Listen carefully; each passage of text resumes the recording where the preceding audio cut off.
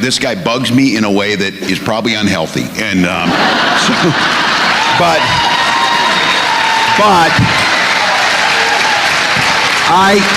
I have to be careful about being a smartass. I was making a joke. These people have no sense of humor. They are the most literal people.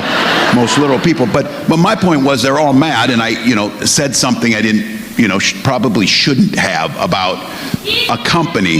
He is agreed.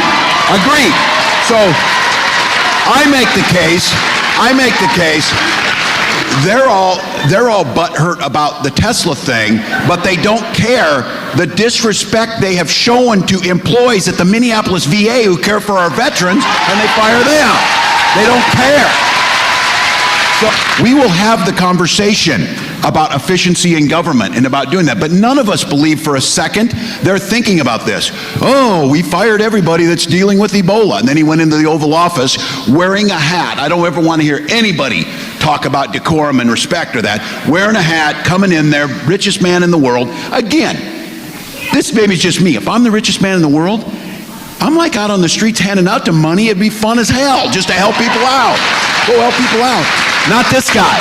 Tim Walz has this great habit of just getting under MAGA's skin, of course. We know he drives the folks at the Fox propaganda outlet crazy, especially Jesse Waters, who we covered just the other day. We know he infuriates Donald Trump, who has now started calling him a loser. I think that's a title that you should save for yourself. But there is another member of the Trump administration who is a fan, not a favorite, on this show, who is now furious with Tim Walz. That is Carolyn Levitt, who was asked about Walz during a press conference, and her answer really revealed how upset she is with them, and we are going to get into all of that. But before we do, if I could quickly ask you to leave a like on this video, and if you haven't already and you enjoy our channel, to hit that subscribe button. It goes a long way, and it really does mean a lot to me now. Of course, there have been a lot of reasons for conservatives to be so upset with Tim Walz calling them out, but I think the best one was his most latest town hall, which happened last night, and I want to take a look. We already got a great start on this, the vast majority of the American public. Look, I'm going to just tell you this one. This is my thinking on this as I'm trying to figure out and soul search and get out of the wilderness, that issues like Social Security, issues like rights for all LGBTQ, issues like women's reproductive rights, issues like smart gun reforms to not kill our children, those things, all those things, or like free breakfast and lunch in Minnesota, for example. Republicans are trying to do that. It's a good thing. Republicans here in Minnesota are coming after all those things, and in DC, Social Security. Here's what we should recognize. All those things I just listed, if you poll them amongst the general public, all of them poll above 70%. All of them poll above 70%. So I would make the case to you that we who care about this, I don't care what you want to define us, if I believe that progress is a good thing, so I'll take the progressive label because I think you're moving forward. That's a good thing. But we've won the hearts and minds, and they've seized power. And so I tell you that this is scary because it's the space we're in. They understood that they couldn't win on this issue, but they figured out they could take over, they could take the courts, or they could do whatever. And now they're doing these things that are clearly against where the general public is at, and they're doing them anyway. And I am convinced we have to use the courts. We'll do the best, and I still have a big believer that the courts will hold to the best of our ability, but I'm nervous. John Roberts coming out last week, thank God, where that dude has been. So,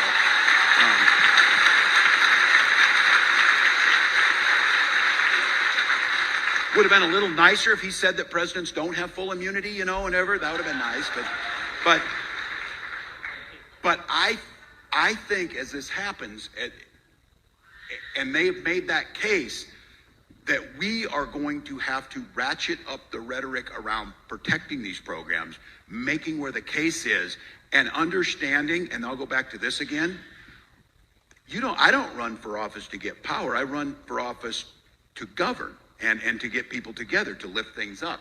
These folks understood where that power was. I think we're going to have to get it through our heads is when we get elected office back, we're going to have to use the inherent power of the office to make sure that we shore these things up so they can never be attacked. That's what I think that hasn't happened. This guy bugs me in a way that is probably unhealthy, and but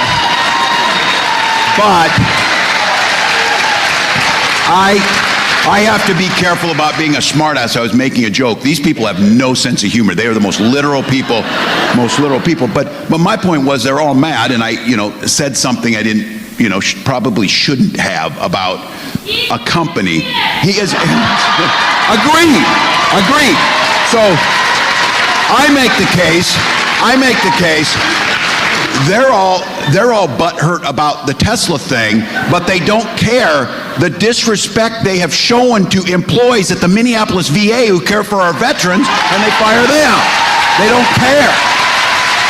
So we will have the conversation about efficiency in government and about doing that, but none of us believe for a second they're thinking about this.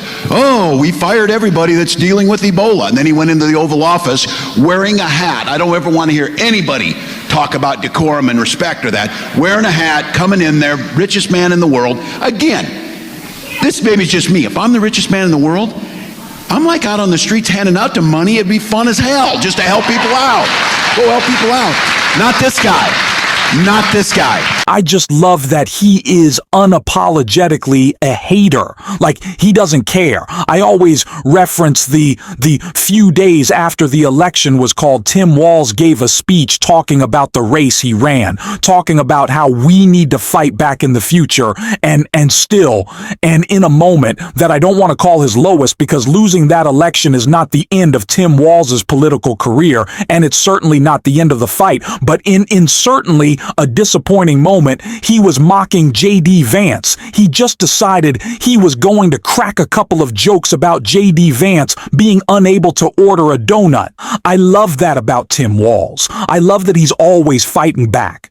I love that he's having a little bit of fun with it, but clearly Carolyn Leavitt does not. Because after she was asked about Tim Walz mocking the co-president, she was pretty upset. Governor Walz saying last night he frequently checks Tesla stock, in doing so to, quote, give me a little boost during the day. How should Americans view politicians who take pride in the downfall of an American car company? I think that's quite sad, but I think Governor Walz unfortunately is living a sad existence after his devastating defeat on November 5th.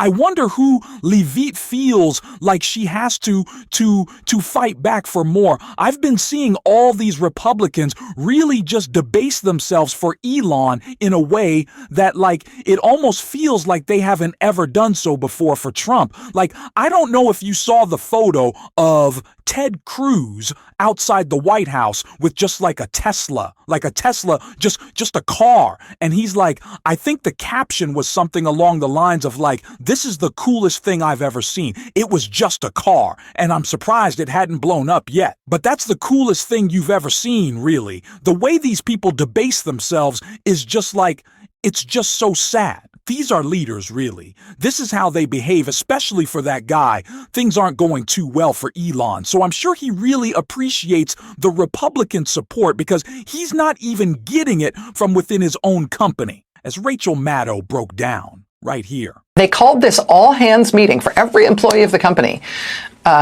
for 9 p.m. last night. They scheduled it as a live stream event on Twitter, which is owned by Mr. Musk. The live stream promptly crashed and shut down for about half an hour. They eventually apparently got it restarted, whereupon Mr. Musk got online with his employees at his car company, and he begged his employees to not sell their stock in Tesla, which many Tesla executives and board members have recently done. He told his employees that things were about to become immeasurably better, unimaginably better. Quote, what's the most exciting future that you could possibly imagine? Quote, a future of abundance for all, where you could literally just have anything you want. Elon Musk explained to his employees that these unimaginably good times are right around the corner. He told Tesla employees, literally, quote, hang on to your stock. He told them there are times when there are rocky moments, a little bit of stormy weather, but I'm here to tell you the future is bright and exciting. He also told them that they should feel good about these reassurances from him and definitely not sell their stock the way his executives and board members have been. They should really feel good about his assurances about the future because he has such a good track record of his predictions coming true. He explained this to his employees last night.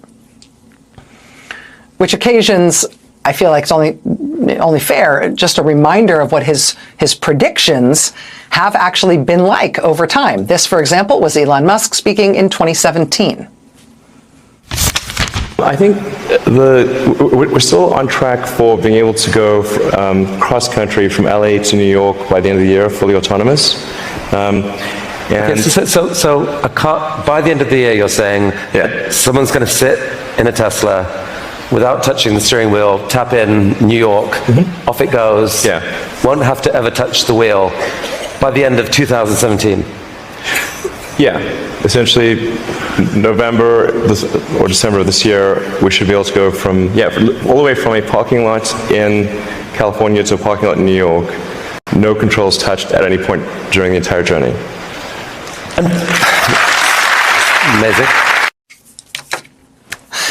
Imagine if you were in the audience of that event, looking back now in 2025 and realizing that you might have been one of the people who applauded that. Did you buy stock too? Yeah, I love the part where he's like, November, maybe December. Like he thinks it's speaking in 2017. He's like, by November, might be December, but then we'll have it.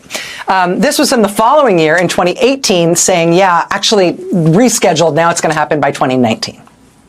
I think probably by end of next year, self-driving will encompass essentially all modes of driving and be at least 100 to 200% safer than a person by the end of next year.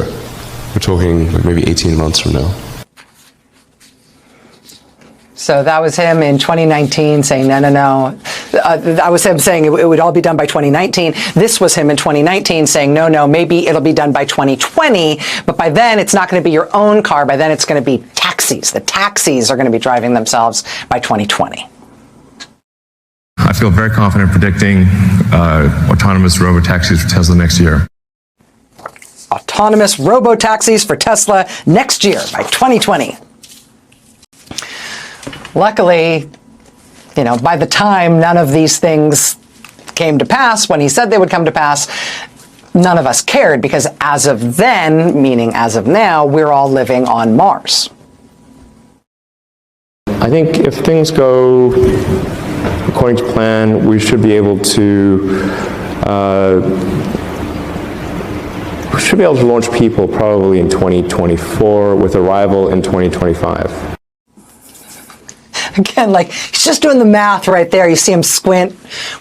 We're gonna be, how long will it take to? 2024, we're gonna be shooting people off to Mars, and they'll get there by 2025. Confident.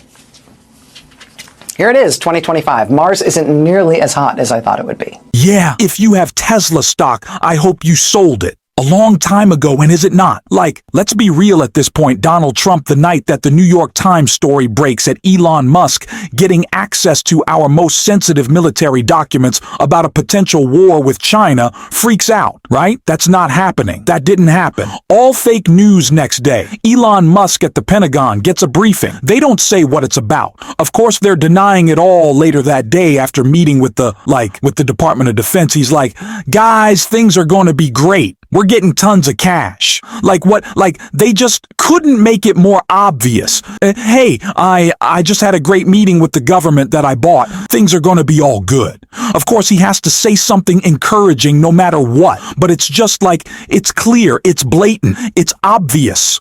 They can't even hide it. They're not good at trying, but we are good at calling it out. At least I hope we are. We're trying at least our fight is good, and we're going to keep trying every single day. And if you want to support that, as always, you can hit that subscribe button, leave a like on this video, and if you stuck around to the end, you drop a blue heart in the comments. Until next time, I'll see you soon.